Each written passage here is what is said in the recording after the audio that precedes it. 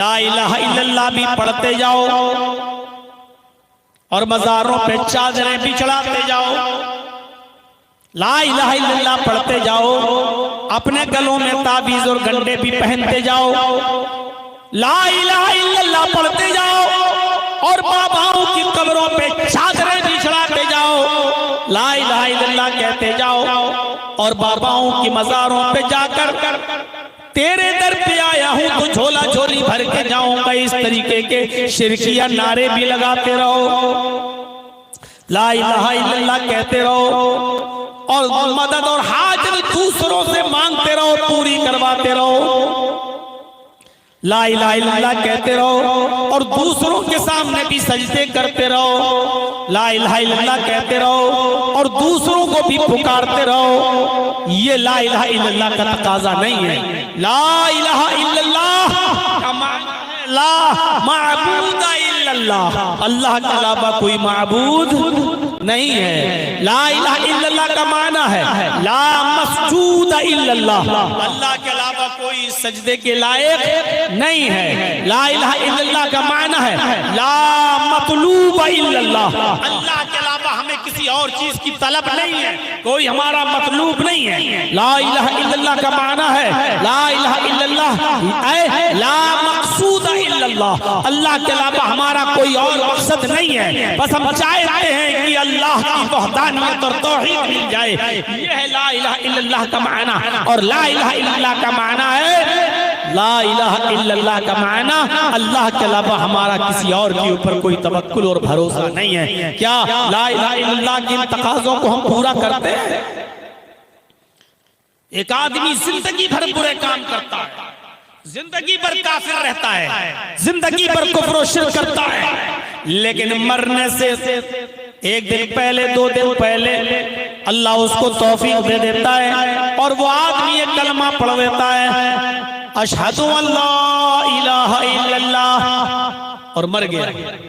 70 साल तक उसने कुफ्र किया, 70 साल तक उसने शिर्क किया, 70 साल तक उसने गुनाह किए, और मरने से पहले अल्लाह ने उसको तौफीक दे दी और उसने कलमा पढ़ लिया, अशहदु अल्ला इलाहा इल्लल्लाह, और उसके बाद वो मर गया, जन्नत का मुस्तहिक हो गया। यानी जिंदगी भर गुनाह किए, जिंदगी भर कुफ्र और शिर्क से रहा और ये कलमा पढ़ लिया तो जन्नती हो गया। अगर ये कलमा नसीब ना होता, ये कलमा ना पढ़ता, इस कलमे की तौफीक उसको ना मिलती और बगैर कलमा पढ़े वो मर जाता तो कहां जाता? जहन्नम में। ये कलमा पढ़ लिया तो कहां चला गया? जन्नत में। इससे पता चलता है कि यही वो कलमा है जो इंसान पढ़ ले तो जन्नती बना देता है, और यही वो कलमा है कि जिसको पढ़े बगैर अगर कोई इंसान मर जाए तो फिर वो जहन्नम में हो जाता है। तौहीद के मौजू पर बहुत ही खूबसूरत और बहुत ही हसीन तकरीर आपके सामने रखी है। तौहीद असास है, रूह है, जान है हमारे मजहब की, इस्लाम की। हम जिस मजहब के पैरोकार हैं, जिस मजहब को हम मानते हैं और जिसको हम अपने सीने से लगाए फिरते हैं, वो एक बॉडी है और उसकी रूह यही तौहीद है। अगर तौहीद को इस्लाम के अंदर से निकाल लिया जाए तो फिर डेड बॉडी रह जाती है, और हम अच्छी तरीके से जानते हैं कि डेड बॉडी की कोई कदर नहीं होती है। खुद हम और आप मुशाहिदा करते हैं और देखते हैं कि हम किसी की भी इज्जत और तौकीर सिर्फ उस वक्त तक करते हैं जब तक कि उसके अंदर रूह है, उसके अंदर जान है, और जैसे ही वो रूह उसके अंदर से निकली हम देखते हैं फिर ज्यादा देर उसको हम नहीं रखते, बल्कि खुद हमारे वालिदैन, हमारे आबा व अजदाद, हमारे बच्चे, हमारी बीवी, जब किसी का इंतकाल होता है तो हम उस बॉडी को भी ज्यादा देर अपने घर पे नहीं रखते, बल्कि 5-6 घंटे के बाद हम उसको जमीन के सुपुर्द कर देते हैं, कब्रिस्तान के हवाले कर देते हैं, क्योंकि जब रूह निकल गई तो डेड बॉडी की अब कोई हैसियत नहीं रही। तो हमारी जिंदगी से अगर तौहीद निकल जाए, हमारे इस्लाम से अगर तौहीद निकल जाए तो समझ लीजिएगा कि फिर कोई चीज़ बाकी नहीं रही। और जो इस्लाम बिना तौहीद के जिसको हम मान रहे हैं और जिस पर अमल कर रहे हैं वो इस्लाम है ही नहीं, वो डेड बॉडी है। जैसे डेड बॉडी की कदर नहीं की जाती, ऐसी अल्लाह रब्बुल आलमीन भी उस इस्लाम की कोई कदर नहीं करता है। अल्लाह की नज़र में उस इस्लाम की कोई हैसियत बाकी नहीं रहती है जिस इस्लाम के अंदर तौहीद न हो। बड़ी खूबसूरत तकरीर आपने समाअत फरमाई। अल्लाह तबारक व तआला से दुआ है कि इलाहुल आलमीन हमारे और आपके दिलों में तौहीद कूट कूट के भर दे, हमें जब तक जिंदा रखे तौहीद पर कायम रखे, और जब हमारा खात्मा हो तो ईमान पर हमारा खात्मा फरमाए।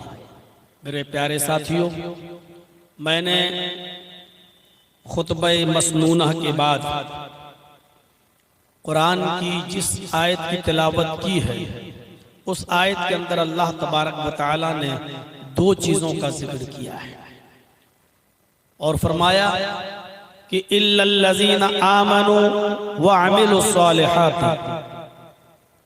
फलहुम अज्रुन गैरु ममनून। जो लोग ईमान लाए और जिन्होंने अमले सालिह की, जो ईमान लाए और जिन्होंने अमले सालिह किए उनके लिए ऐसा अज्र है अल्लाह तबारक व तआला के यहाँ जो कभी खत्म नहीं होगा। फलहुम अज्रुन गैरु ममनून, उनके लिए ऐसा अज्र है जो कभी खत्म नहीं होगा। ईमान की और अमले स्वालेह की एक अहमियत और हैसियत को बताया है अल्लाह तबारक व तआला ने कि जिनके अंदर ईमान है और अमले स्वालेह है तो इनके लिए अल्लाह तबारक व तआला के पास ऐसा अज्र है जो कभी खत्म नहीं होगा। और एक जगह अल्लाह तबारक व तआला ने फरमाया कि सारी दुनिया नुकसान में है, सारी कायनात खसारे में, जितने भी इंसानों को तुम देख रहे हो सारी इंसानियत सर ता पा, सर से लेकर पैरों तक नुकसान ही नुकसान में डूबी हुई है। इन्नल इंसान लफी खुस्र, पूरी इंसानियत को नुकसान में बताया है, लेकिन जिन लोगों को नुकसान से निकाला है और मुस्तस्ना किया है उनके बारे में अल्लाह तबारक व तआला ने फरमाया इल्लल्लज़ीना आमनू व अमिलुस सालिहात, जो ईमान लाए और जिन्होंने सालिह और नेक अमल किए, व तवासौ बिल हक़, और जिन्होंने हक की वसीयत की, एक दूसरे को हक की तलकीन की, व तवासौ बिस सब्र, और हक बात बोलने में और हक बात कहने में जो परेशानियां, जो आफतें, जो मुसीबतें आई उन पर जो एक दूसरे को सब्र की तलकीन करते रहे, ये लोग नुकसान और खसारे में नहीं हैं। यहाँ पर भी अल्लाह तबारक व तआला ने जिन चार चीजों का जिक्र किया है उनमें दो चीजें ईमान और अमले स्वालिह भी बताई है कि इल्लल्लज़ीना आमनू व अमिलुस सालिहात, जो ईमान लाए और जिन्होंने अमले स्वालिह किए ये लोग नुकसान उठाने वालों में से नहीं है, खसारा उठाने वालों में से नहीं है। इन दो चीजों को हमें और आपको समझना है। अल्लाह ने ईमान भी कहा है और अमले स्वालिह भी कहा है, ये दोनों चीजें लाजिम और मलजूम हैं। हमारे पास अगर ईमान है और अमले स्वालिह नहीं है तो बेकार हमारी जिंदगी, और अगर हमारे पास अमल है, अमले स्वालिह है लेकिन ईमान नहीं तो बेकार। कितने काफिर, कितने मुशरिक, कितने दहरिये, कितने अधर्मी और पापी लोग ऐसे आपको मिलेंगे, कितने काफिर और मुशरिक ऐसे मिलेंगे जो बड़े अच्छे अच्छे काम करते हैं, हम उनके कामों को देखकर दंग रह जाएंगे लेकिन उनको कोई सवाब नहीं मिलेगा, कोई फायदा नहीं है उनका अच्छे काम करने का, इसलिए कि उनके पास ईमान नहीं है। जाइए और देख के आइए, बॉम्बे के अंदर टाटा हॉस्पिटल में सफर करिए, मुशाहिदा करिए। आप भी बहुत से मरीजों को लेके जाते होंगे टाटा हॉस्पिटल, कैंसर के इलाज के लिए बड़ा फेमस और मशहूर हॉस्पिटल है, और वहां जाने के बाद आप देखेंगे कि कितनी संस्थाएं, कितनी तंजीमें ऐसी आपको मिलेंगी, जो तंजीमें, जो संस्थाएं इलाज कर रही हैं, करवा रही हैं, गरीबों की मदद कर रही हैं, पैसा बांट रही हैं। फलों से भरा हुआ ट्रक लाते हैं और वो ट्रक गरीबों में और बीमारों में तकसीम किया जाता है।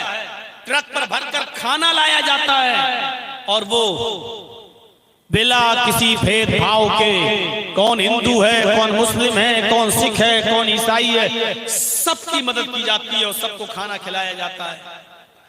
जब मेरा फूफाजाद भाई बीमार था और मैं उसको लेकर जब टाटा मेमोरियल में, जब टाटा हॉस्पिटल में उसका इलाज करा रहा था, 11 साल तक मैंने उसका इलाज कराया। उस वक्त मैंने देखा अपनी आंखों से कितनी संस्थाएं ऐसी थी जो पूछती थी कि आपके भाई के इलाज में डॉक्टरों ने कितना खर्चा बताया है, उसका एस्टीमेट मुझे दीजिए, मैं अपनी संस्था से पास करा के लाता हूं, आपको उसका चेक दे देता हूं, जिंदगी भर की दवाएं मुफ्त मिलेंगी, जिंदगी भर का इलाज मुफ्त मिलेगा। मेरे भाइयों, क्या आप इसको कम बड़ा काम समझते हैं? कितना बड़ा काम है ये? क्या आप इसको मामूली काम समझते हैं? नहीं, हकीकत में देखा जाए तो ये बहुत बड़ा काम है। गरीबों का, मजबूरों का और बेबसों का इलाज कराना और बीमारों का इलाज कराना। लेकिन जो तंजीमें ये इलाज करा रही हैं, उनको क्या मिलेगा? आप ही बताइए, क्या फायदा है उनको? उखरवी फायदा क्या है? उनको कोई सवाब नहीं मिलेगा, इसलिए कि वो ये अच्छा काम तो कर रहे हैं, लेकिन इस अच्छे काम पर कोई सवाब इसलिए नहीं क्योंकि वो ईमान से खाली है। हमारे पास ईमान है, हम ईमान का दावा करते हैं, हम कलमा पढ़ते हैं ला इलाहा इल्लल्लाह मुहम्मदुर रसूलुल्लाह, हम ईमानदार होने का दावा करते हैं। हमारे पास ईमान है लेकिन अमल सालेह नहीं है। आज कोई एक नेकी मुझे ऐसी बता दीजिए जो नेकी हम करते हो और उस नेकी के अंदर इखलास दिखाई दे रहा हो। कोई एक नेकी का काम हमें ऐसा दिखा दीजिए जो आज हम कर रहे हैं और उस काम के अंदर इखलास मौजूद हो। आज हम जुमे के दिन मस्जिद में नमाज पढ़ने आ रहे हैं तो ये सोच कर आ रहे हैं कि गांव वाले या मोहल्ले वाले ये न कहें कि देखो वो कितना बड़ा कमीना इंसान है, जुमे तक की नमाज नहीं पढ़ता। आज हम कुर्बानी कर रहे हैं तो कुर्बानी का जानवर लेते ही बकरे की फोटो ली और हमने फेसबुक पर डालना शुरू कर दिया, हमने व्हाट्सएप ग्रुप पर डालना शुरू कर दिया कि अल्हम्दुलिल्लाह आज अल्लाह की तौफीक से मैंने कुर्बानी के लिए एक बकरा खरीदा है जिसकी कीमत 20,000 है, 25,000 है। मेरे भाइयों, जब आपने खरीदा था तो क्या जरूरत थी उस बकरे की नुमाइश करने की? क्या जरूरत थी उस कुर्बानी के जानवर की कीमत को बताने की? आज कौन सा काम आज हमारे अंदर इखलास का रह गया है? आज हम चंद लोगों को अपने घरों में बुलाकर रोजा इफ्तार करा लेते हैं तो इफ्तार का फोटो खींचेंगे, उन लोगों का फोटो खींचेंगे, बल्कि उन लोगों को क्या खिलाया जा रहा है, क्या पिलाया जा रहा है, पानी की बोतल तक का फोटो हमारे मोबाइल में कैप्चर हो जाता है और फिर उसको हम फेसबुक में और फिर हम उसको डालते हैं व्हाट्सएप ग्रुप में और बताते हैं कि आज हमने 50 लोगों को रोजा इफ्तार कराया है, आज हमने इतने लोगों को रोजा इफ्तार कराया है, आज हमने इफ्तार के अंदर ये चीजें आज हमने रोजेदार लोगों को खिलाई हैं। आज मुझे बताओ कौन सा ऐसा अमल है जिसके अंदर इखलास बाकी रह गया है? अगर हमें अल्लाह ने उम्रे की तौफीक दी, हम उम्रा करने गए और खाने काबा के सामने खड़े होकर हम सेल्फी खींच रहे हैं, फोटो खींच रहे हैं और फोटो खींचने के बाद सेल्फी लेने के बाद उसको हम WhatsApp group, Facebook, social media पर हम उसको जाहिर कर रहे हैं और डाल रहे हैं और दिखला रहे हैं कि देखो आज हम खाने काबा तक पहुंच गए, अल्लाह ने मुझे उम्रे की तौफीक दी है, हम उसकी नुमाइश कर रहे हैं। आज हमारे पास ईमान है लेकिन अमले स्वाले, ईमान भी जरूरी है और अमले स्वाले भी जरूरी है। कभी याद कीजिए हमारी उस तकरीर को, शायद मैंने कभी कोई एग्जाम्पल दी हो, कभी हमने आपको कोई मिसाल दी हो। ईमान और अमले स्वालेह हमारी जिंदगी के लिए दोनों ऐसे ही जरूरी हैं जैसे मोबाइल के लिए सिम और सिम कार्ड के लिए मोबाइल, दोनों एक दूसरे के बगैर अधूरे हैं। ऐसी ईमान के बगैर अमले साले और अमले साले के बगैर ईमान इनकम्प्लीट है, अधूरा है, नाकिस है, कोई फायदा नहीं। आप कीमती से कीमती मोबाइल ले लीजिए, बहुत अच्छा से अच्छा मोबाइल ले लीजिए, आईफोन ले लीजिए, आप Z Fold 6 ले लीजिए, महंगे से महंगा मोबाइल ले लीजिए, 1.5 लाख का 2 लाख का मोबाइल भी खरीद लीजिए, और जिस दिन दुकान से इस मोबाइल को खरीद के लाएंगे उसी दिन इस मोबाइल को कान में लगाकर कहिए हेलो हेलो, आपकी आवाज वहीं दब जाएगी, आपकी आवाज नहीं जाएगी। क्यों? आप कहें साहब हम तो 1 लाख का मोबाइल लाए हैं, 1.5 लाख का इतना कीमती मोबाइल, लेकिन ये तो दिल्ली और मुंबई बात नहीं हो पा रही है, सऊदी और कुवैत और दुबई में बात नहीं हो पा रही है। अरे फिर इतना महंगा मोबाइल खरीदने की जरूरत क्या थी मुझे? आप चीखते रहिए लेकिन आपकी आवाज नहीं जाएगी। क्यों? इसलिए कि मोबाइल तो आपने ले लिया लेकिन उस मोबाइल के अंदर सिम नहीं पड़ा हुआ है। जब तक सिम कार्ड नहीं डालेंगे और उस सिम में बैलेंस नहीं होगा तब तक आपकी आवाज दूसरे को नहीं पहुंचेगी। मोबाइल बहुत कीमती है आपका, लेकिन सिम नहीं पड़ा, मोबाइल बेकार। अब आप सिम ले लीजिए, जियो की ले लो, एयरटेल की ले लो, वोडा की ले लो, किसी भी अच्छी कंपनी की सिम ले लो, और उस सिम में 10,000 रुपए का बैलेंस भी भर लो, 20,000 50,000 का बैलेंस भी डाल दो। अब उस सिम को कान में लगा के कहो हेलो हेलो, अरे भाई आपको मेरी आवाज आ रही? अरे मैं गुड्डा से बोल रहा हूं, अरे भाई मैं ललमटिया से बोल रहा हूं, आपकी आवाज कहीं नहीं जाएगी। सिम में आपके 50,000 रुपए का बैलेंस है लेकिन आवाज नहीं जाएगी। क्यों? क्योंकि आपके पास सिम तो है लेकिन मोबाइल नहीं है, और सिम बगैर मोबाइल के काम नहीं करता है।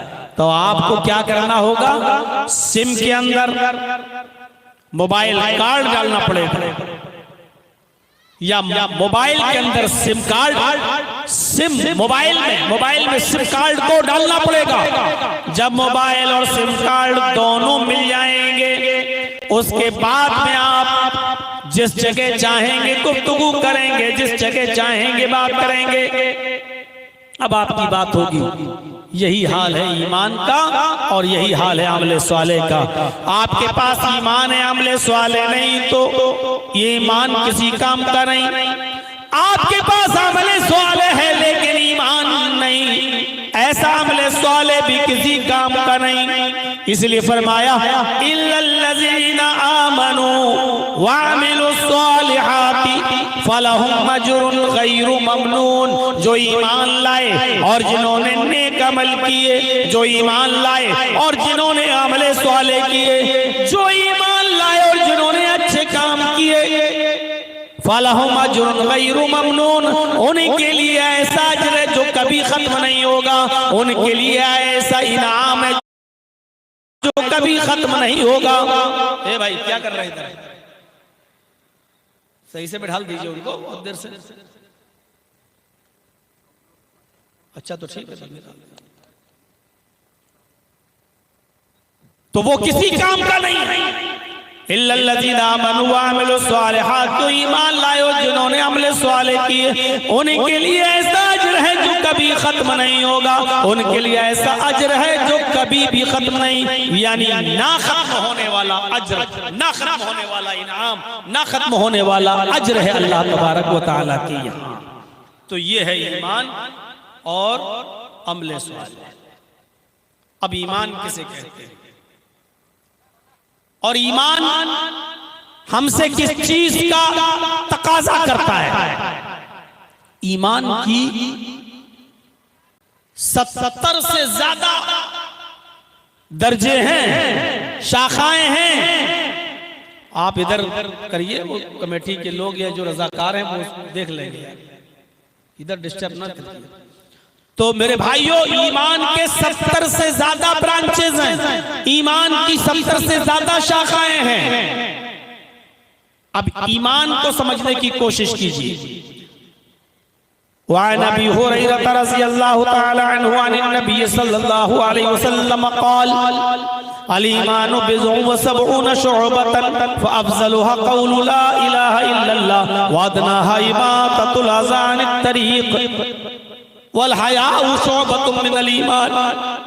अबू हुरैरा फरमाते हैं कि नबी अकरम सल्लल्लाहु अलैहि वसल्लम ने फरमाया, अबू हुरैरा फरमाते हैं कि नबी अकरम सल्लल्लाहु अलैहि वसल्लम ने फरमाया, ईमान की 70 से ज्यादा शाखाएं हैं, ईमान की 70 से ज्यादा ब्रांचेस हैं। अरबी जबान में जब इस तरीके का जुमला बोला जाए, 50 से ज्यादा, 70 से ज्यादा, 90 से ज्यादा, तो इससे मुराद होती है कसरत। इससे ये मुराद लिया जाता है कि यहाँ गिनती मुराद नहीं है, यहाँ क्वांटिटी मुराद नहीं है, बल्कि यहाँ कसरत मुराद है। यानी ईमान की बहुत सी ब्रांचेज हैं, ईमान की बहुत सी शाखाएं हैं। जैसे हम लोग अपने मुहावरे में बोलते हैं, सुधर जाओ, नहीं सुधरोगे तो 50 जूते मारूंगा तुम्हें।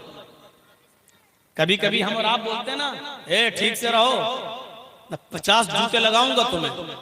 तो 50 जूते लगाने का मतलब क्या है कि उसको पकड़ के 50 गिनती से जूते मारोगे और हर जूते पे गिनोगे 1 2 3, नहीं, बल्कि यहाँ 50 से मुराद क्या है, सही से, ढंग से, अच्छी तरीके से संभल जाओ, नहीं तो इतना मारूंगा कि याद रखोगे, यानी बहुत ज्यादा और सख्त सजा दूंगा तुम्हें। तो यहाँ पर भी अल्लाह के नबी ने यही फरमाया, अल ईमानु बिज़उन व सबऊन शुअबतन, ईमान की 70 से ज्यादा शाखाएं हैं, ईमान की 70 से ज्यादा ब्रांचेज हैं।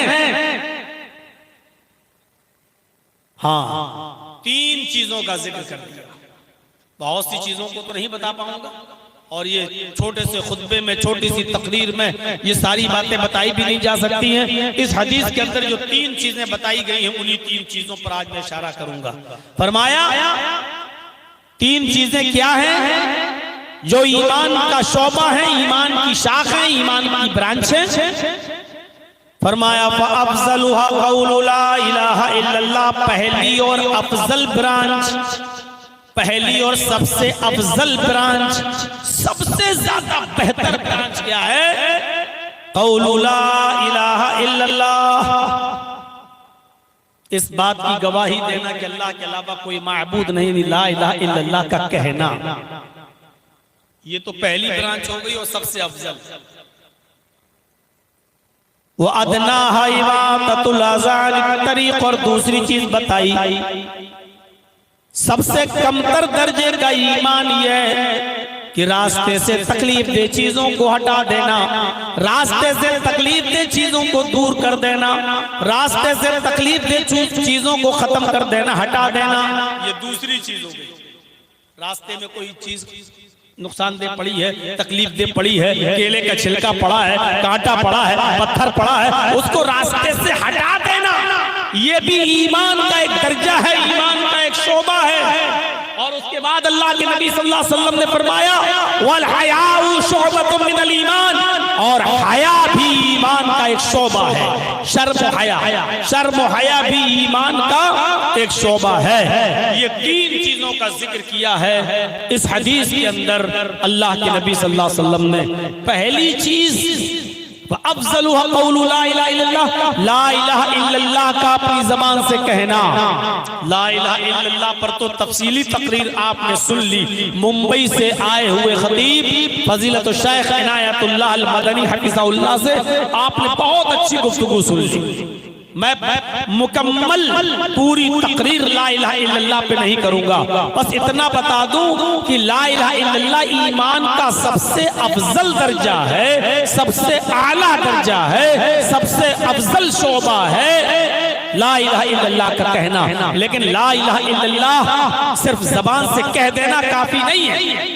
ला इलाहा इल्लल्लाह ये तो कोई बात ही नहीं रही, बस कह दिया ला इलाहा। अब हमने सपने देख रखे हैं कि बस बहुत कुछ हो गया।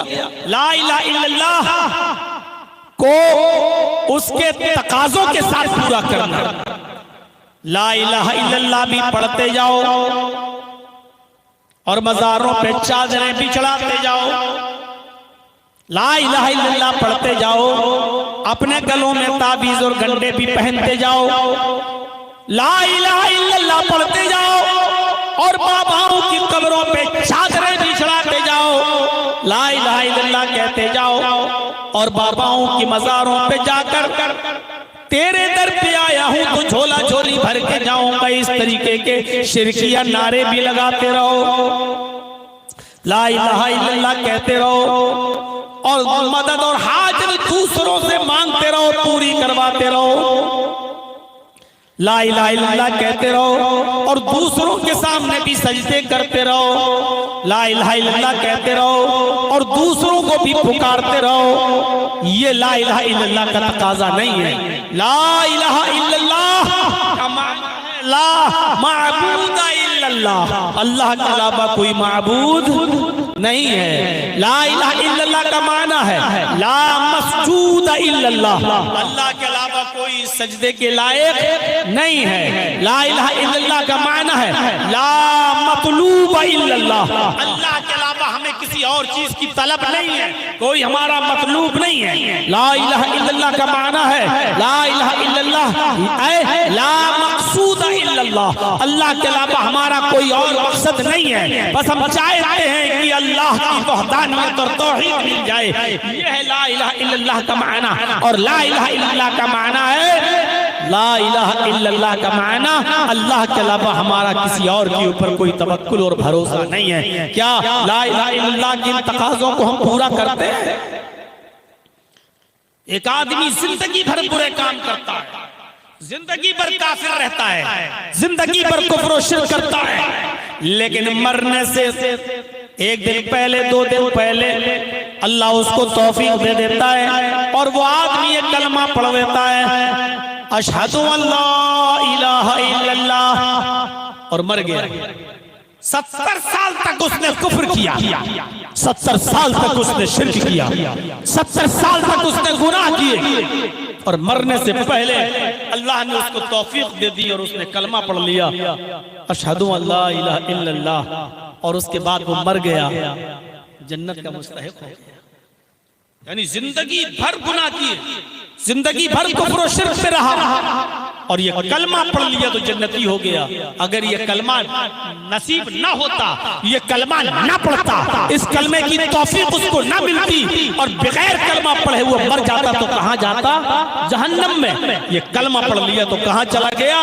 जन्नत में। इससे पता चलता है कि यही वो कलमा है जो इंसान पढ़ ले तो जन्नती बना देता है, और यही वो कलमा है कि जिसको पढ़े बगैर अगर कोई इंसान मर जाए तो फिर वो जहन्नम में हो जाता है।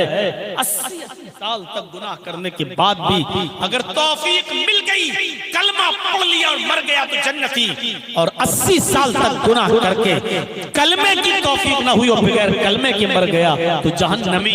आप अंदाजा लगाइए। आइए एक वाक़े की तरफ लेकर चलता हूं। सही बुखारी में वो वाक़या मौजूद है। अल्लाह के नबी जनाबी मोहम्मद रसूलुल्लाह सल्लल्लाहु अलैहि वसल्लम ने यहूदियों के किले का, जिसको खैबर कहा जाता था, उस खैबर का मुहासरा अल्लाह के नबी ने कर लिया। चारों तरफ से अल्लाह के रसूल ने और सहाबा किराम ने खैबर का मुहासरा कर लिया। एक किला था जिसमें यहूदी रहते थे। नबी अकरम ने और आपके सहाबा ने उस खैबर का मुहासरा कर लिया। अब जो लोग अंदर हैं वो अंदर रहेंगे, जो बाहर हैं वो अंदर नहीं जा सकेंगे। चारों तरफ से घेर लिया। खैबर का एक चरवाहा जिसका नाम असवद था, वो बकरियां चराने के लिए गया हुआ था। वो खैबर के लोगों की, यहूदियों की बकरियों को जंगल में बकरियां चराने जाया करता था। सुबह जाता था और शाम को आया करता था। वो अपने अपने बकरियों के मालिक से बकरियां चराने की कीमत लेता था, मजदूरी लेता था, मजदूरी लिया करता था, उजरत से काम करता था। जब वो बकरियां चरा के आया तो क्या देखता है? खैबर का मुहासरा हो चुका है। पता लगाया तो पता चला मोहम्मद और उसके साथियों ने खैबर का मुहासरा कर लिया है। ये आया और सहाबा से कहने लगा कि आपके नबी कहाँ हैं, मोहम्मदुर रसूलुल्लाह कहाँ हैं, मुझे उनसे मिलना है, मुझे उनसे मुलाकात करना है। बताया मोहम्मदुर रसूलुल्लाह वो हैं, वो खेमा लगा हुआ है, पर्दा पड़ा हुआ है, जाइए उस पर्दे को हटा कर देखिए, मोहम्मदुर रसूलुल्लाह सल्लल्लाहु अलैहि वसल्लम तुम्हें नजर आएंगे। अस्वद नाम का ये बकरियों का चराने वाला ये यहूदी मोहम्मदुर रसूलुल्लाह के पास जाता है। उसके जहन में ये तसव्वुर था, उसके जहन में ये ख्याल था कि मोहम्मदुर रसूलुल्लाह के पास तो अच्छे खासे बॉडीगार्ड होंगे, इतने बड़े नबी और सहाबा इतनी इज्जत करते हैं उनकी, तो उनके पास तो बहुत बड़े बॉडीगार्ड होंगे, कई कई बॉडीगार्ड तलवारें लिए खड़े होंगे और आसानी से मुलाकात नहीं होगी। पहले हैं अपार्टमेंट लेना पड़ेगा, उसके बाद में मुलाकात होगी। आप आज मिले ना मिले, कल मिलने का टाइम दें या परसों मिलने का टाइम दें, पता नहीं कब टाइम देंगे। उसके जहन में ये तसव्वुर था कि पता नहीं मुझे मिलने का टाइम कब मिलेगा। लेकिन चले जब उसने खेमे का पर्दा हटाया तो क्या देखता है कि मोहम्मदुर रसूलुल्लाह सल्लल्लाहु अलैहि वसल्लम आलीशान कालीन पर नहीं बैठे हैं, सोफे पर नहीं बैठे हैं, नरम गरम बिस्तर पर नहीं बैठे हैं, बल्कि कच्ची जमीन पर खजूर के पत्तों की चटाई बिछी हुई है। उसी चटाई पर मोहम्मदुर रसूलुल्लाह तशरीफ फरमा है। इसने कहा क्या आप मोहम्मदुर रसूलुल्लाह हैं? आपने सर उठाया, फरमाया जी। अस्वद ने कहा मैं अस्वद हूं, मैं यहूदी हूं और इसी खैबर का रहने वाला हूं जिसको आपने चारों तरफ से घेर लिया है। मैं आपसे मुलाकात करना चाहता हूं, कुछ बात करना है मुझे। आपने कहा अंदर आ जाओ। वो यहूदी अंदर चला गया, नबी अकरम सल्लल्लाहु अलैहि वसल्लम के पास बैठ गया। अल्लाह के नबी ने कहा बोलो क्या कहना चाहते हो? उसने कहा आप ये बताइए कि आपकी दावत क्या है, आपका पैगाम क्या है, आपकी तालीम क्या है, आप कौन सी तालीम देते हैं, आपकी दावत क्या है, आपका पैगाम क्या है? नबी अकरम सल्लल्लाहु अलैहि वसल्लम ने फरमाया मेरी तालीम बस यही है और बहुत छोटी सी तालीम है, बहुत छोटी सी मेरी दावत है और वो दावत यह है कि एक अल्लाह की इबादत करने वाले बन जाओ। कुल ला इलाहा इल्लल्लाह, सिर्फ एक अल्लाह की इबादत करो, इस बात का इकरार कर लो कि अल्लाह के अलावा कोई माबूद नहीं। अस्वद यहूदी था लेकिन जानता था कि मोहम्मद क्या कहलवाना चाह रहे हैं। वो जानता था कि ला इलाहा इल्लल्लाह कह दूंगा तो 360 बुतों को छोड़ना पड़ेगा। वो जानता था कि ला इलाहा इल्लल्लाह कह दूंगा तो लातो मनात को वक्त सुआ यहूद को नस्र को छोड़ना पड़ेगा। वो जानता था कि हमने अगर कलमा ये ला इलाहा इल्लल्लाह पढ़ लिया तो हमें अपने अपने नबियों को जो अल्लाह का बेटा मानते हैं, हजरत उज़ैर को, हमें अल्लाह के बेटे होने का इनकार करना पड़ेगा। वो जानता था कि ला इलाहा इल्लल्लाह कह देंगे तो हमें तमाम झूठे खुदाओं को छोड़ना पड़ेगा और एक अल्लाह की इबादत का मतलब एक अल्लाह से मांगना भी पड़ेगा, एक अल्लाह के सामने सर भी झुकाना पड़ेगा, एक अल्लाह के सामने सजदा भी करना पड़ेगा, एक अल्लाह को पुकारना भी पड़ेगा और एक अल्लाह की इबादत भी करना पड़ेगी। वो जानता था इस बात को, इसलिए उसने कहा ऐ मोहम्मद इब्ने अब्दुल्लाह, अगर आपकी दावत को मैं ना मानूं तो मेरा क्या होगा? आपने फरमाया मरोगे तो जहन्नम में जाओगे। उसने कहा ऐ मोहम्मद इब्ने अब्दुल्लाह, अगर आपकी तालीम आपकी दावत में कबूल कर लेता हूं तो क्या होगा?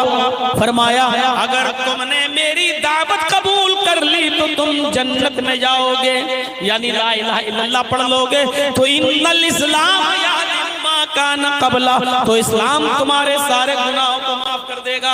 इस्लाम लाए सारे गुनाह तुम्हारे मिट जाएंगे और माफ हो जाएंगे। उसने कहा ठीक है अपना हाथ बढ़ाइए। अल्लाह के नबी ने अपना हाथ बढ़ाया। उसने कहा अशहदु अल्ला इलाहा इल्लल्लाह व अशहदु अन्ना मुहम्मदन अब्दुहु व रसूलुहु। ये कलमा पढ़ा इस्लाम ले आया, कलमा पढ़ते ही इस्लाम लाया, मुसलमान हो गया।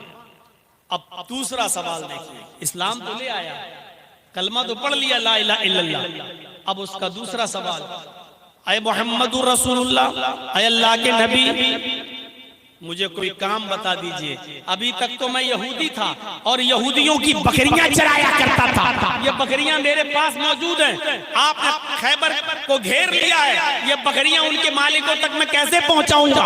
और इस्लाम ले आया, अब कोई काम तो बताइए, अब मैं काम क्या करूंगा?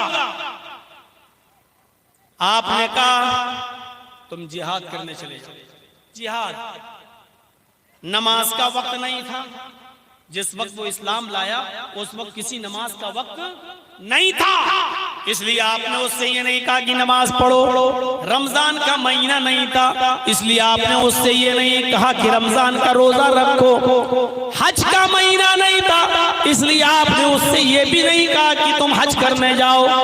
जब हज का महीना नहीं, रोजे का महीना नहीं, तो आपने ना रोजे का हुक्म दिया, ना हज का, नमाज का कोई वक्त भी नहीं, इसलिए आपने उससे ये भी नहीं कहा कि नमाज पढ़ो। आपने कहा कि जिहाद में शामिल हो जाओ, जाओ फला जगह। उसने कहा अल्लाह के नबी ये लोगों की बकरियां हैं। आपने फरमाया हाँ, अगर इन बकरियों को यहाँ छोड़ गए और जिहाद में चले गए और शहीद हो गए तब भी जन्नत नहीं मिलेगी, जब तक इन बकरियों को उनके मालिकों के हवाले न कर दो। जाओ पहले इन बकरियों को उनके मालिक के हवाले कर दो। देख रहे हैं, अमानत में खयानत नहीं कर सकते हो, चाहे कितना बड़ा नेक अमल आप कर जाइए, लेकिन अगर आपने किसी का हक मारा है तो आपको जन्नत नहीं मिलेगी। आप किसी के साथ बेईमानी कर रहे हैं, किसी की अमानत में खयानत कर रहे हैं, तो आपके लिए जिहाद जैसा अमल भी बेकार हो जाएगा। जिहाद जैसा अमल भी आपका काबिल कबूल नहीं है। आपने कहा जिहाद में बाद में जाना, पहले लोगों की बकरियों को उनके मालिकों के हवाले कर दो। आपने कहा जाओ खैबर का थोड़ी देर के लिए दरवाजा खोल दो और ये आदमी असवद उस खैबर के अंदर दाखिल हो जाए और लोगों की बकरियों को लोगों के हवाले कर दे। उसने सहाबा से कहा कि बस इन बकरियों को मुझे दरवाजे तक पहुंचाना है, आप दरवाजा खोल दीजिए। जैसी दरवाजा खोला, बकरियां दरवाजे के अंदर दाखिल हो गईं और वहां से वो अपने अपने घर चली गईं, क्योंकि बकरियों को इतनी शनाख्त थी कि मेरा घर कौन सा है। बस दरवाजे तक बकरियों को छोड़ा और बकरियां अपने अपने मालिकों के घर चली गईं। उसके बाद असवद ने तलवार ली और मैदान जंग में चला गया। असवद ने तलवार उठाई और मैदान जंग में शामिल हो गया। फिर लड़ा, काफी लड़ा, इतना लड़ा कि 2-4 काफिरों को कत्ल भी किया, लेकिन ज्यादा देर मैदान जंग में न ठहर सका और फिर तलवार इसकी ऊपर चल गई, यानी असवद भी कत्ल कर दिए गए, असवद भी मारे गए, असवद भी शहीद हो गए। असवद की डेड बॉडी पड़ी है, असवद की लाश जमीन के ऊपर पड़ी है। सहाबा आके देख रहे हैं, जो लोग मैदान जंग में थे उनको पता ही नहीं ये कौन है, क्योंकि अभी इस्लाम लाया है, पता ही नहीं ये कौन है। अल्लाह के रसूल को बुलाया गया, आए अल्लाह के नबी इस लाश के साथ क्या सलूक करूं, हम तो इसको पहचानते नहीं कि ये कौन है। ये आया, हमारी तरफ से मुदाफियत किया, 2-3 काफिरों को मारा और फिर किसी की तलवार इसको भी लग गई और ये भी मारा गया। इस लाश का क्या करो, हमें तो मालूम नहीं है कौन है। आपने फरमाया ये असवद है, खैबर का यहूदी था, अभी थोड़ी ही देर पहले तो इस्लाम लाया, अभी तो मुसलमान हुआ और जंग में शरीक हो गया और कत्ल कर दिया गया, शहीद हो गया।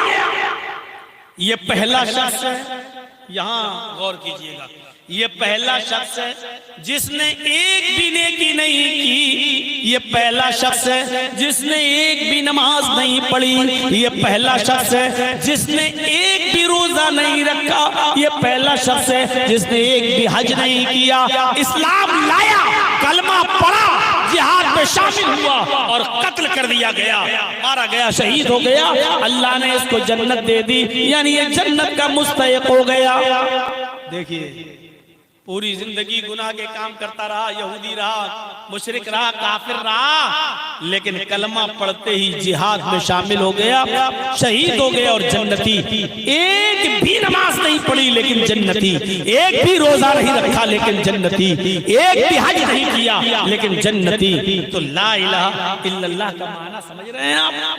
ईमान का सबसे अफजल और आला दर्जा क्या है? ला इलाहा इल्लल्लाह कहना। इसने ला इलाहा इल्लल्लाह कह दिया और जन्नत का मुस्तहिक हो गया। आइए, एक 12 साल का बच्चा यहूदी का अल्लाह के रसूल की बात सुनता था, नबी की खिदमत करता था, नबी की सेवा करता था, और नबी की बात सुनकर उसका दिल नबी की बातों पर आता था। वो चाहता था कि हम इस्लाम ले आए, लेकिन उसका बाप उसको डांट कर कहता था, बताऊं अभी तू मोहम्मद की बात मानेगा, तू मोहम्मद का कलमा पढ़ेगा, तू मोहम्मद पर ईमान लाएगा, मोहम्मद के रब पर ईमान लाएगा। अपने बाप का गुस्सा देखकर ये 12 साल का बच्चा डर जाता था और फिर बेचारा कुछ नहीं कर पाता था। आता था, नबी की बात सुनता था, नबी की खिदमत करता था और चला जाता था। एक दिन पता चला कि वो बीमार हो गया। अल्लाह के नबी ने कहा कई दिन से वो आया नहीं। फरमाया वो तो बीमार है। अल्लाह के नबी वो तो बीमार हो गया है। आपने फरमाया चलो मुझे उसके घर लेकर चलो। अल्लाह के रसूल उस 12 साल के यहूदी बच्चे के घर जाते हैं, दरवाजे को दस्तक देते हैं, दरवाजा खोला जाता है, यहूदी घर में अंदर आने की इजाजत देता है। अल्लाह के नबी उस छोटे से 12 साल के बच्चे के पास जाकर बैठ जाते हैं और उसकी हालत इतनी गंभीर है कि वो यानी सांसें ले रहा है। ये हाल है। अब मरा कि तब मरा, अभी रूह निकली कि तब निकली, कंडीशन उसकी बहुत नाजुक। और वो अल्लाह के नबी को देख रहा है। अल्लाह के रसूल ने उसके सर पे हाथ रखकर कहा, कुल या गुलाम ला इलाहा इल्लल्लाह, ऐ बच्चे अपनी जबान से ला इलाहा इल्लल्लाह कह दो। कंडीशन देख रहे हैं, बच्चा मरने वाला है, आखिरी सांसें ले रहा है, और अल्लाह के नबी ऐसी कंडीशन में उससे क्या कह रहे हैं, बेटा बच्चे, ऐ गुलाम, ऐ बच्चे, ला इलाहा इल्लल्लाह पढ़ ले। उस लड़के ने अपने बाप की तरफ ऐसे देखा, गोया कि कह रहा हो कि अब्बू मेरा दिल इनकी तरफ है, इनकी तालीम की तरफ है, मेरी पूरी जिंदगी में आपने मुझे परमिशन नहीं दी, आज तो इनकी बात मान लेने दीजिए। जबान से कह नहीं पा रहा है, लेकिन ऐसे देखकर इशारा देख रहा है अपने बाप को। उसके बाप ने समझ लिया कि मेरा बेटा जब आता था अल्लाह के रसूल के पास से तो मुझसे नबी की तारीफ करता था, मोहम्मदुर रसूलुल्लाह की बातें बताता था और इस्लाम लाने के लिए आमादा था, लेकिन मेरे डर की वजह से नहीं लाता था। तो बाप ने आज अपने बच्चे के चेहरे को देखा तो क्या फरमाया, बेटे क्या फरमाया, या मुनैया अबुल कासिम, आए मेरे बेटे तुम अबुल कासिम की बात मान लो, आए मेरे बेटे आज तुम मोहम्मदुर रसूलुल्लाह की बात मान लो। ये जो कह रहे हैं कलमा पढ़ने के लिए, तुम कलमा पढ़ो। उस बच्चे ने मुस्कुराते हुए कहा, जब देखा कि बाप ने इजाजत दे दी तो वो बच्चा मुस्कुराया और मुस्कुरा कर उसने कलमा पढ़ा, अशहदु अल्ला इलाहा इल्लल्लाह व अशहदु अन्ना मुहम्मदन अब्दुहु व रसूलुहु। बुखारी के अल्फाज, यहाँ उसने कलमा पढ़ा और कलमा पढ़ते ही उस बच्चे का इंतकाल हो गया। कलमा पढ़ते ही उस बच्चे की रूह कब्ज़ से उनसुरी से परवाज कर गई। कलमा पढ़ा और कलमा पढ़ते ही उस बच्चे की रूह कब्ज़ से उनसुरी से परवाज कर गई। अल्लाह के नबी सल्लल्लाहु अलैहि वसल्लम ने जब देखा कि उसकी सांसें काम नहीं कर रही हैं, उखड़ गई हैं, दिल काम नहीं कर रहा, धड़कनें बंद हो गई हैं, समझ गए कि ये बच्चा इंतकाल कर गया। सबको यकीन आ गया बच्चा मर गया। अल्लाह के नबी अपने जहां बैठे थे उसके सिरहाने के पास वहां से उठते हैं और खड़े होकर ये जुमले अदा करते हैं, अल्हम्दुलिल्लाहिल्लज़ी अनक़ज़हु अनिन्नार।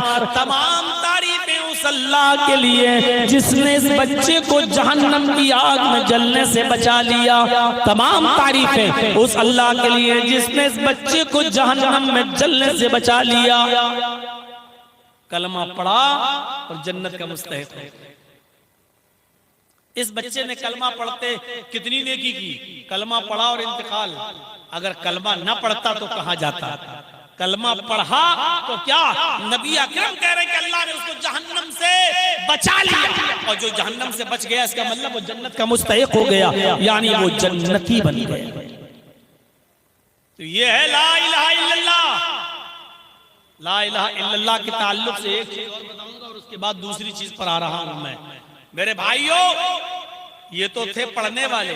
असवद ने कलमा पढ़ा, ला इलाहा इल्लल्लाह, जंग में गया, शहीद हो गया, जन्नती। एक भी नमाज नहीं पढ़ी, एक भी रोजा नहीं रखा, जन्नती। इस बच्चे ने कलमा पढ़ा और मर गया, जन्नती। एक भी नमाज नहीं पढ़ी, एक भी रोजा नहीं रखा। ये है कलमा तैयबा, ये है कलमा ला इलाहा इल्लल्लाह। और आइए इसके बरअक्स मैं आपको एक और मंजर दिखाऊं, जिन्होंने कलमा नहीं पढ़ा उनका अंजाम क्या हुआ। चचा नबी अकरम के चचा अबू तालिब, ये भी नहीं मौका नहीं मिला था, मौका भी मिला था। पूरी जिंदगी नबी की खिदमत भी करते रहे, और खिदमत भी ऐसी वैसी नहीं। अल्लाह के नबी जब पैदा हुए तो माँ नहीं, 6 साल के हुए उनकी माँ जब उनको उनके बाप की खबर दिखला रही थी अपने शौहर की, तो शौहर की जुदाई में खुद उनकी रूह निकल गई और अटैक पड़ा और माँ आमिना का इंतकाल हो गया। 6 साल की उम्र में मोहम्मद रसूलुल्लाह ने अपने बाप ही की कब्र के पास अपनी माँ को भी देख लिया कि इंतकाल कर गई, माँ भी मुझे छोड़ के चली गई। दादा ने पाला अब्दुल मुत्तलिब ने, और 8 साल के हुए मोहम्मद रसूलुल्लाह, तो दादा भी छोड़ के चले गए। अब 8 साल से लेकर 25 साल तक, जब तक कि मोहम्मद रसूलुल्लाह की शादी नहीं हो गई हजरत खदीजा से, तब तक मोहम्मद रसूलुल्लाह को अबू तालिब खिलाते रहे, पिलाते रहे, पालते रहे, पोसते रहे, बड़ा करते रहे, जवान करते गए, यहाँ तक कि खदीजा से निकाह हो गया। उसके बाद भी अपने पास रखे रहे, यहाँ तक कि आपकी उम्र 40 साल हो गई और नबी बन गए। और नबूवत के बाद जब खुल्लम खुल्ला दावत और तबलीग का हुक्म दिया गया, तो आपने खुल्लम खुल्ला दावत और तबलीग का परचम लहराया। काफिरों ने मारा, सताया, तो अबू तालिब मोहम्मद रसूलुल्लाह को बचाते रहे। अल्लाह के नबी लोगों को एक अल्लाह की दावत देते रहे, और जो परेशानियां आती थी अबू तालिब उस पर बचाते रहे। और एक दिन आया कि काफिरों ने यहाँ तक कह दिया कि अबू तालिब अब पानी हद से आगे चढ़ गया, आए अबू तालिब अब पानी बहुत ज्यादा सर चढ़ गया है, अब अबू भतीजे को मेरे हवाले करो, इसने हमारा जीना दो भर कर दिया है, इसने हमारा रहना दो भर कर दिया है, इसने हमारे माबूदों को बुरा भला कह कहकर हमारी जिंदगी तंग कर दी है। अब हम आपके भतीजे को नहीं छोड़ेंगे, इस भतीजे को हमारे हवाले करो। अबू तालिब ने कहा, वाह, अपना भतीजा हम तुम्हें दे दें और तुम इसको सजा दो। मैंने बड़ी प्यार से मोहब्बत से पाला पोसा बड़ा किया। फरमाया, अगर आपको बच्चे पालने का इतना शौक है तो मैं अपना बेटा तुम्हें दे देता हूँ। अबू तालिब, तुम उस बच्चे को खिलाओ, मैं अपना बेटा दे देता हूँ, तुम उसको खिलाओ पिलाओ बड़ा करो, वो तुम्हारी खिदमत करेगा, तुम्हारे साथ रहेगा, लेकिन तुम्हारे भतीजे को मैं मारूंगा और तुम्हारे भतीजे को हमारा समाज, हमारी सोसाइटी जो सजा देगी वो देगी। अबू तालिब ने कहा, वाह, कितना अच्छा फैसला कर रहे हो, तुम्हारे बच्चे को मैं खिलाऊं पिलाऊं, पाल पोस कर बड़ा करके सांड बनाऊं, सांड कर दूं, और मेरे भतीजे को ले जाकर तुम उसकी टिक्का बोटी करो, तुम उसको कत्ल करो, तुम उसको मारो। कितना अच्छा फैसला कर रहे हो तुम, ये फैसला है तुम्हारा। तो आए अबू तालिब, तो अब समझ लो कि मामला कितना आगे बढ़ने वाला है। तुम्हारे भतीजे ने हमारा रहना दो बार कर दिया है, जिंदगी तंग कर दी है। समझा लो अपने भतीजे को, अगर नहीं माना तो जहां मिलेगा हम तुम्हारे भतीजे को कत्ल कर देंगे। जब ये सारे लोग चले गए तो अबू तालिब ने मोहम्मद रसूलुल्लाह को बुलाया और एक ही बात कही कि मेरे भतीजे, मैं तुम्हें बेटे की तरह पाला हूँ, पोसा हूँ, पाल पोस कर तुम्हें बड़ा किया हूँ। अब इन काफिरों को इनके हाल पे छोड़ दो, ये अब पानी हद से ज्यादा चढ़ गया है, अब इनकी बर्दाश्त से बाहर हो गया है। अरे मेरे भतीजे, ये तुम्हें कत्ल करना चाहते, तुम्हें मारना चाहते हैं, और मैं भी इतना कमजोर हो चुका हूँ कि अब मैं तुम्हारी कितनी मदद कर सकता हूँ ये तुम देख सकते हो। मेरे नातवा कांधों पर, मेरे कमजोर कांधों पर इतना बोझ न डालो कि मैं उसे बर्दाश्त न कर सकूं। मेरे नातवा कांधों पर इतना बोझ न डालो कि मैं उसे सह न सकूं। मेरे नातवा कांधों पर इतना बोझ न डालो कि मैं उसे बर्दाश्त न कर सकूं। इसके बाद अल्लाह के नबी ने जवाब दिया है, चचा अगर ये काफिरीन मक्का सूरज उखाड़ के लाएं दाएं हाथ पे रख दें और चांद उखाड़ के लाएं बाएं हाथ पर रख दें, फिर भी मैं दीन हक से बाज नहीं आऊंगा, फिर भी मैं ला इलाहा इल्लल्लाह की दावत देता रहूंगा। रही आपकी बात तो आप अगर मदद न करना चाहे तो मत कीजिए, अगर आप अपना हाथ उठाना चाहते हैं तो उठा लीजिए, आपकी मर्जी है, लेकिन मैं तो दावत देता रहूंगा। ये कहकर आप जाने लगे तो भतीजे को आवाज देते हुए चचा ने भतीजे को आवाज दी। अपने भतीजे की आंखों में आंसू देके, मोहम्मदुर रसूलुल्लाह की आंखों में आंसू देके, तो चचा ने उनको आवाज दी और बुलाया, या अपना आखी, आए मेरे भाई के बेटे, यानी आए मेरे भतीजे, इधर आओ। रोने की जरूरत नहीं है, अगर तुम्हें अल्लाह ने तौहीद की दावत देकर भेजा है, अगर तुम्हें ला इलाहा इल्लल्लाह का मिशन पूरा करना है तो जाओ, मैं तुम्हें इजाजत देता हूँ, खुलकर तुम दावत और तबलीग का फरीजा अंजाम दो। आए मेरे भतीजे, मेरी जिंदगी में कोई तुम्हारी ऊपर आंच नहीं आ सकती, मेरी जिंदगी में कोई भी तुम्हें टच नहीं कर सकता। मैं कमजोर हो गया हूँ, कोई बात नहीं, लेकिन अभी जिंदा हूँ, देखता हूँ कि मेरी जिंदगी में तुम्हारा कौन क्या करता है। जाओ तुम दावत का काम करो, तुम ला इलाहा इल्लल्लाह की दावत दो। इतनी मदद की थी चचा ने, अबू तालिब ने, इतनी मदद। लेकिन जब अबू तालिब के मरने का वक्त आया, आखिरी वक्त है, बूढ़े हो चुके हैं, आखिरी सांसें ले रहे हैं, तो उस मौके पर अल्लाह के नबी सल्लल्लाहु अलैहि वसल्लम ने अपने चचा से कहा, क़ुल या अम्मी ला इलाहा इल्लल्लाह, चचा ला इलाहा इल्लल्लाह कह दो। आए मेरे चचा, आखिरी वक्त है, इस बीमारी में कोई आदमी बचता नहीं है, आए मेरे चचा ला इलाहा इल्लल्लाह कह दो। चचा ने इनकार किया।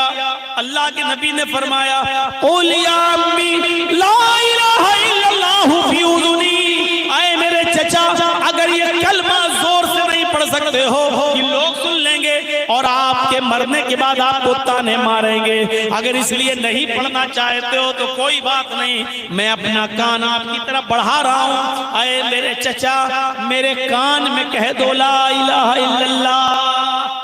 देख रहे हैं, फी उज़ुनी, आए चचा मेरे कान में कह दो अशहदु अल्ला इलाहा इल्लल्लाह।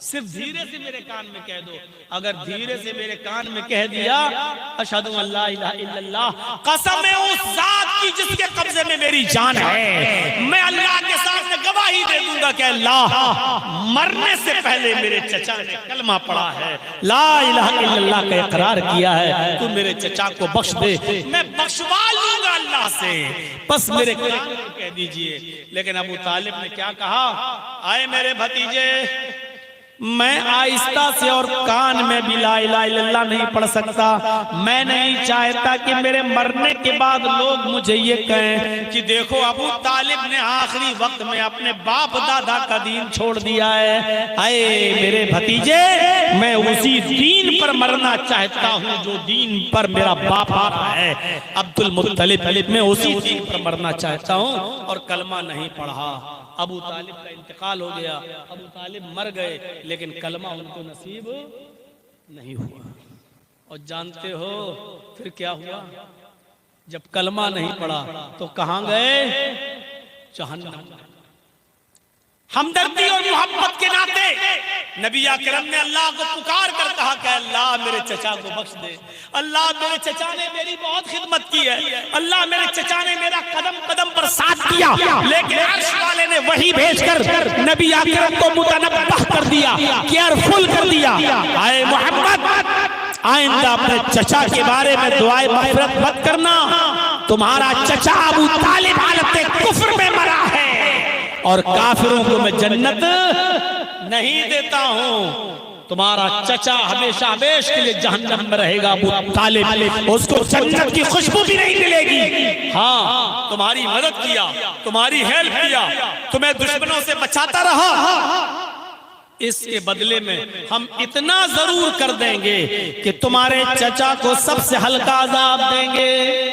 जहन्नम में जहन्नमियों को जो अजाब देंगे उनमें सबसे हल्का अजाब हम तुम्हारे चचा को देंगे, लाइटली अजाब तुम्हारे चचा को देंगे, लेकिन तुम्हारे चचा को हम जन्नत नहीं देंगे, जहन्नम से नहीं निकालेंगे, जहन्नम में पड़ा रहेगा। अजाब हल्का देंगे लेकिन जहन्नम से नहीं निकालेंगे, हमेशा जहन्नम में रहेगा तुम्हारा चचा। अल्लाह ताला ने जो अजाब दिया है अबू तालिब को, जानते हो जहन्नम में सबसे हल्का अजाब, आग की 2 चिंगारी दोनों पैरों के नीचे रख दी, एक इस पैर के नीचे, एक इस पैर के नीचे। और चिंगारी क्या होती है? चूल्हा जलाते हो ना आप, चूल्हा जलाते हुए लकड़ी अंदर डालते हो तो चिंगारी फूटती है, या कभी कोयला जलाकर जब आप सर्दियों में तापते हो तो एक चिंगारी फूटती है। ये चिंगारी एक इस पैर के नीचे, एक इस पैर के नीचे, और इन दोनों चिंगारियों की वजह से हालत ये होगी, यगली मिनहुमा दिमागुहु, उनका दिमाग हांडी की तरह खौल रहा होगा। यगली मिनहुमा दिमागुहु, दिमाग हांडी की तरह खौल रहा, जैसे हांडी के ऊपर आप गर्म पानी रख दो उबलने के लिए, तो गर्म पानी जब जोश मारता है, बॉयल होता है, उबलता है, बबूले छोड़ता है, ऐसी आग के 2 चिंगारियों की वजह से दिमाग खौल रहा होगा, उबल रहा होगा, पक रहा होगा। ये अजाब है जहन्नम के अंदर सबसे हल्का। तो मुझे बताने का मकसद ये है कि असवद ने कलमा पढ़ा, एक भी नमाज नहीं पढ़ी, जन्नती। उस बच्चे ने कलमा पढ़ा, एक भी न नमाज पढ़ी न रोजा, लेकिन जन्नती। और अबू तालिब ने पूरी जिंदगी नबी की खिदमत की, नबी को बचाया, नबी की हौसला अफजाई की और नबी का साथ दिया, लेकिन मरने से पहले कलमा नहीं पढ़ा। अबू तालिब मेरे भाइयों, और हमेशा हमेशा के लिए जहन्नमी, उस जहन्नम से कभी नहीं निकाला जाएगा। ये है कलमा। अफजलुहा कौलु ला इलाहा इल्लल्लाह, अफजल कलमा, अफजल दर्जा ईमान का ला इलाहा इल्लल्लाह का कहना है, ला इलाहा इल्लल्लाह पढ़ना। और दूसरी चीज वो अदनाहा इमाततुल अज़ानित तरीक़, दूसरी चीज रास्ते से तकलीफ दे चीज को हटा देना। वो अदनाहा इमाततुल अज़ानित तरीक़, रास्ते से तकलीफ दे चीज को दूर कर देना। बहुत बड़ी बात है ये भी ईमान का हिस्सा है।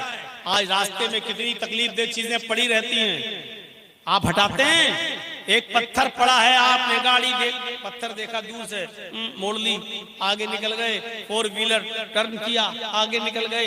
अरे जब नजर पड़ ही गई थी एक बड़ा पत्थर पड़ा है, तो आप साइड करके अपनी गाड़ी को रोकते, उस बड़े पत्थर को वहां से हटा देते, क्या बिगड़ जाता आपका? केले का छिलका पड़ गया, आपकी नजर पड़ी हुई है, आप रोकिए और उस केले के छिलके को वहां से हटा दीजिए। आप तो दाएं बाएं से गुजर गए, लेकिन अगर कोई अंधा और नाबीना आदमी अगर उस केले के छिलके पर अगर पैर रख दिया और फिसल गया और हाथ पैर टूट गए, तो इस बेचारे का क्या होगा? कम से कम उसकी हमदर्दी में आप केले के छिलके को फेंक देते। कांटा पड़ा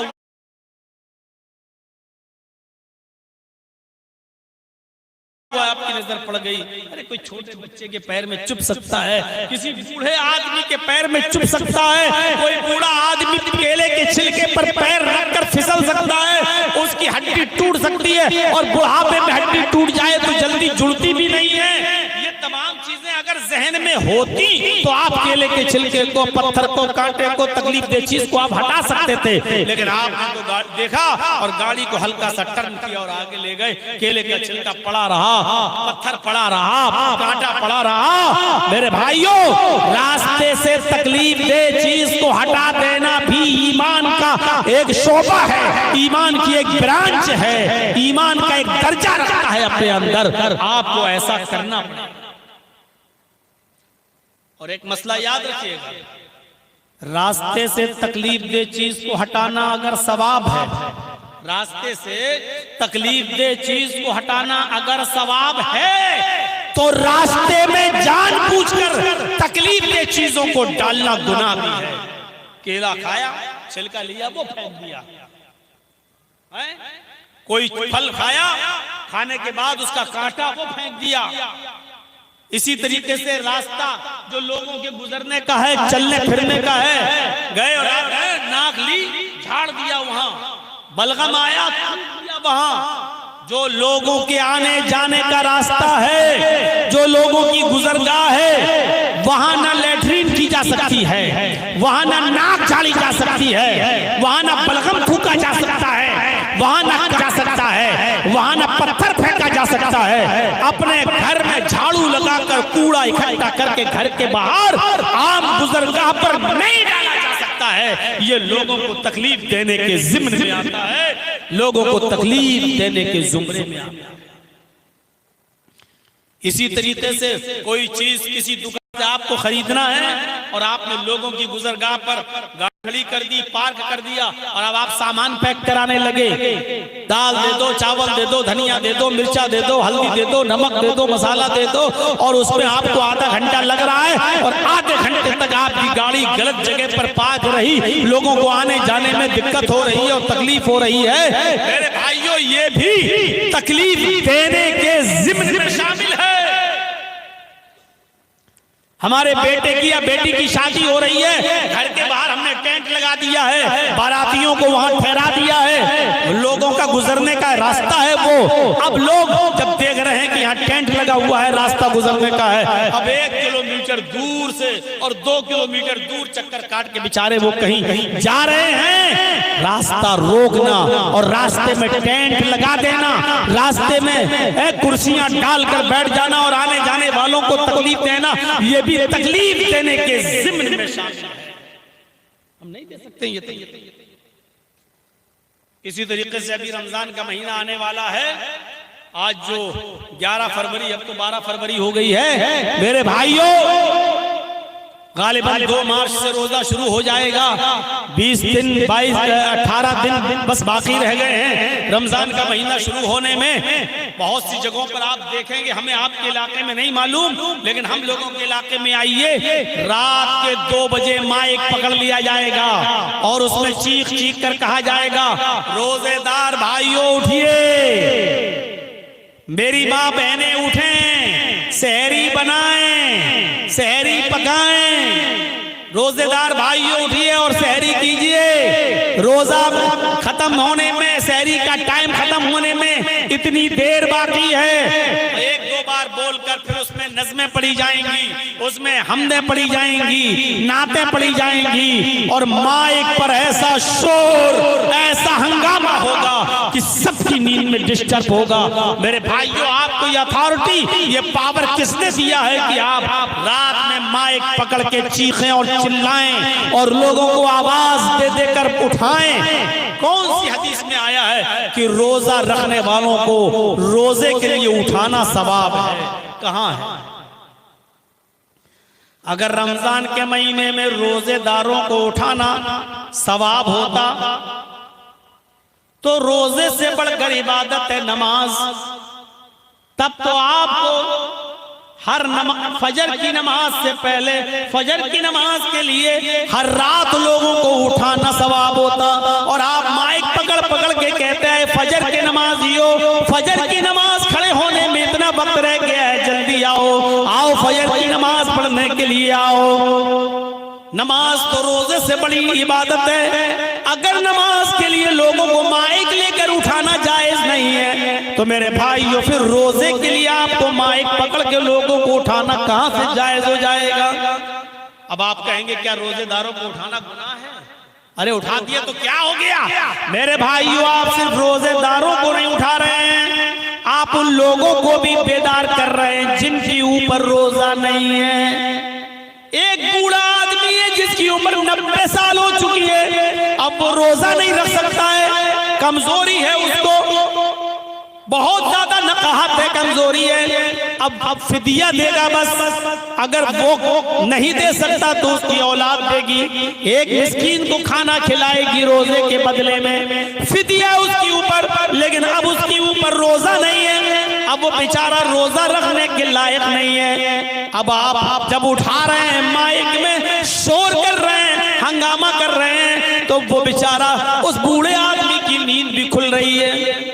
एक आदमी ने मुझे बताया, मौलाना रोजे के दिनों में हमारे इलाके के एक आदमी ने मुझे बताया कि मौलाना इतनी जोर जोर से शोर होता है कि हमारे बाप जिनकी उम्र 85 साल है उठ जाते हैं, बेदार हो जाते हैं, जबकि मेरे बाप का इलाज चल रहा है, वो माइंडली डिस्टर्ब भी हैं। अब उनका दिमागी तवाज़ुन ठीक नहीं है, माइग्रेन की बीमारी है, उनको नींद की गोली देना पड़ती है, उनको डिप्रान 10 mg की चल रही है। जब वो डिप्रान 10 mg की देते हैं तब उनको नींद आती है, जब वो सो जाते हैं। लेकिन अगर माइक की आवाज सुन ले तो उनकी नींद में डिस्टर्ब हो जाता है, फिर उनको कोई भी टेबलेट दे दो फिर नींद नहीं आती, और जब वो माइक की आवाज से उठ जाते हैं तो फिर बेचैन रहते हैं और पूरे घर वालों को फिर परेशान करते हैं। मेरे भाइयों मुझे बताओ, इस आदमी की इस परेशानी का जिम्मेदार कौन है?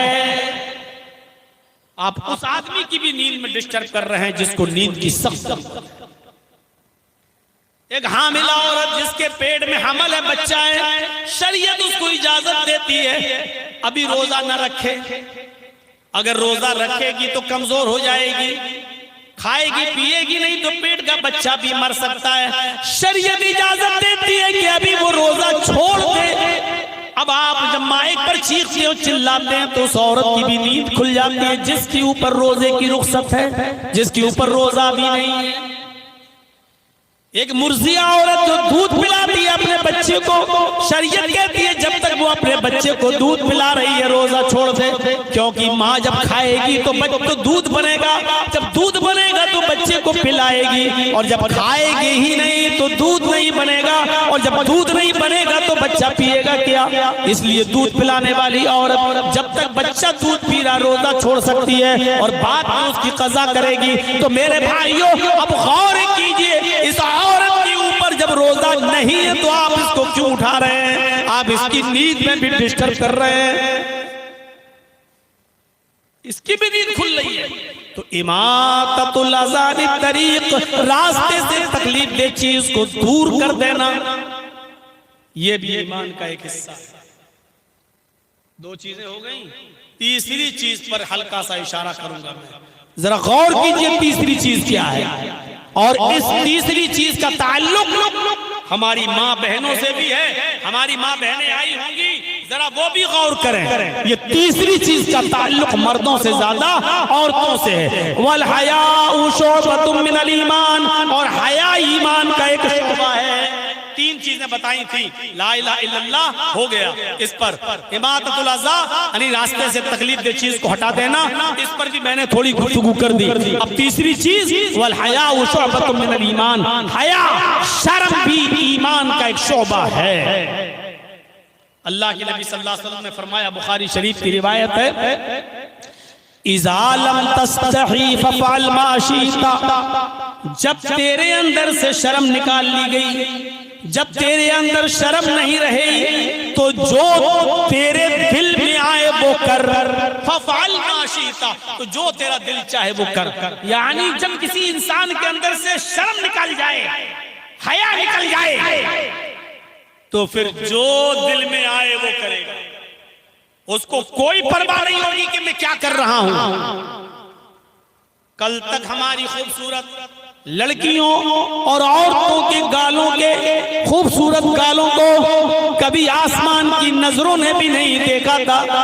आज हालत ये हो गई है कि इंस्टाग्राम पर और टिकटॉक पर आप डांस करती हुई नजर आ रही हैं। मुझे नहीं मालूम कि आपके बिहार का, कटिहार का और पूर्णिया, हरिया और झारखंड, आपका गुड्डा साहिबगंज, इन तमाम इलाकों का मामला क्या है, मुझे नहीं मालूम।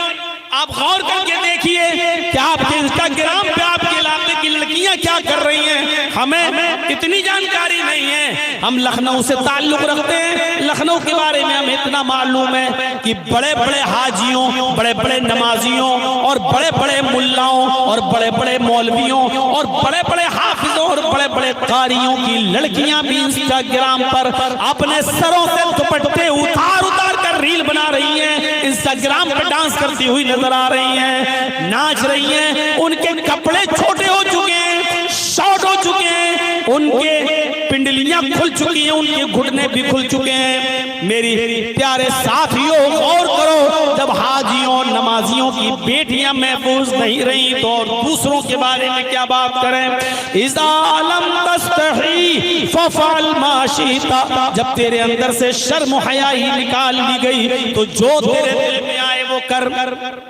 जब शर्म हया नहीं रहेगी तो इंसान यही सब करेगा। सोचिए तो सही, वेस्टर्न कल्चर ने हमें कहां पहुंचा दिया, मगरबी तहजीब ने हमें कहां पहुंचा दिया, पश्चिमी सभ्यता ने आज हमें कहां पहुंचा दिया। अब जब लड़की अपने घर में कैद रहने को और अपने घर में मुस्तकिल रहने को अपनी इंसल्ट समझने लगे तो फिर आप अंदाजा लगाओ कि ये हम और आप कहां जा रहे हैं। उससे कहो कि अपने बाप के लिए खाना बनाओ, सवाब है। अपने भाई को खाना खिलाओ तो सवाब है। अपने भाई के कपड़े धुल दो, बहन अगर धुल देगी तो क्या बिगड़ जाएगा। अफसोस है अगर बहन अपने भाई के लिए घर में खाना बना दे तो आज की अक्ल परस्ती कहती है कि औरत की जिल्लत है। अगर घर में अपने बाप के लिए खाना बनाकर उसको सर्व कर दे तो आज की दुनिया कहती है कि ये देखो कि औरत को घर की चार दीवारी में कैद करके रख दिया। और वही हमारी बहन, वही हमारी बेटी किसी क्लब में जाकर शराब की बोतल और बियर की बोतलें कस्टमरों के सामने और नाचो गाना देखने आने वाले लोगों के सामने सर्व कर दे तो ये तरक्की। सोचिए तो, दिमाग लगाइए। हमारी बहन अगर हमारे लिए हमारे घर में कपड़ा धुल दे तो ये दकियानोसी। और होटलों में जाकर काम करे और मुसाफिरों के लिए कपड़ा धुले, चादर धुले और उसको बेड बिस्तर पे बिछाए तो ये तरक्की याफ्ता। हमारी बहन और हमारी बेटी अगर खाना लाकर हमें सर्व कर दे तो दकियानोसी। लेकिन प्लेन के अंदर, फ्लाइट के अंदर जाई और प्लेन के अंदर वही स्कर्ट पहनकर अगर हमारी वही बहन और हमारी बेटी पैसेंजर्स के सामने खाना सर्व कर दे, उनके सामने ब्रेकफास्ट सर्व कर दे तो तरक्की याफ्ता। इस अकल ने हमें कहां छोड़ा है। अपने भाई, अपने बाप के लिए, अपनी मां के लिए, अपनी बहन के लिए खाना सर्व करना तो दकियानोसी हो गया और बाहर वालों के लिए खिलाना पिलाना तरक्की याफ्ता होने, लड़की की तरक्की याफ्ता होने की निशानी हो गई। फरमाया इज़ा लम तस्तही फफ़अल मा शि'ता, जब तुम्हारे अंदर शर्म हया नहीं रहेगी तो जो तेरा दिल चाहेगा वो करेगा। हमारी बहनों और बेटियों से जब शर्म हया निकाल ली गई तो यही सोचा गई। वरना मेरे भाइयों करो, शरीयत तो यहां तक कहती है और ये सबको मालूम है कि औरत मस्जिद में नमाज पढ़ने जा सकती है, इजाजत है, औरत मस्जिद में नमाज पढ़ने जा सकती है। बल्कि अल्लाह के नबी ने यहाँ तक फरमाया ला तमनउ अमा अल्लाहि युसल्लीना फिल मस्जिद, अगर तुम्हारी औरतें मस्जिदों में नमाज पढ़ने जाएं तो उनको हरगिज़ मत रोको, उनको जाने दो। अगर औरतें मस्जिद में नमाज पढ़ने की इजाजत मांगे तो दे दो। हदीस अपनी जगह पर है, औरतें मस्जिद में जा सकती हैं। मसला सुन लीजिए, औरतें मस्जिद में जा सकती हैं। दूसरी बात ध्यान में रखिए, अगर कोई औरत आपसे, आपकी बीवी, आपकी बहन बेटी अगर मस्जिद में नमाज पढ़ने की इजाजत मांगे तो आप उसको रोको मत, मस्जिद में नमाज पढ़ने की इजाजत दे दो, अपनी जगह पर सही। लेकिन इन तमाम चीजों के बावजूद शरीयत क्या कहती है, अल्लाह के नबी का एक हदीस और मौजूद है। इसके बावजूद आपने फरमाया औरत की अपने घर में नमाज पढ़ना मस्जिद में नमाज पढ़ने से ज्यादा बेहतर है। औरत मस्जिद में नमाज पढ़ने जा सकती है, औरत मस्जिद में नमाज पढ़ने जाए तो उसको बिल्कुल मत रोको, उसको रोकने का अधिकार मर्दों को नहीं है। लेकिन इसके बावजूद औरत से ये कहा रहा है, हाय औरत तू अगर अपने घर में नमाज पढ़ती है तो ये तेरे लिए ज्यादा बेहतर है, क्योंकि तू मस्जिद में आने वाले मर्दों से दूर रहेगी। तू मर्दों से जितना दूर रहेगी उतना तेरे लिए बेहतर है। औरत की अपने घर में नमाज मस्जिद की नमाज से बेहतर है। उसके बाद फरमाया औरत का अपने बरामदे में नमाज पढ़ना, औरत का अपनी गैलरी में अपने बरामदे में नमाज पढ़ना घर के सहन में नमाज पढ़ने से अफजल है। घर के सहन में तो कोई ना कोई आता रहता है, इसलिए बरामदे में नमाज पढ़ेगी तो और ज्यादा अफजल है। और इस टुकड़े पर गौर कीजिएगा, इस टुकड़े पर गौर कीजिएगा।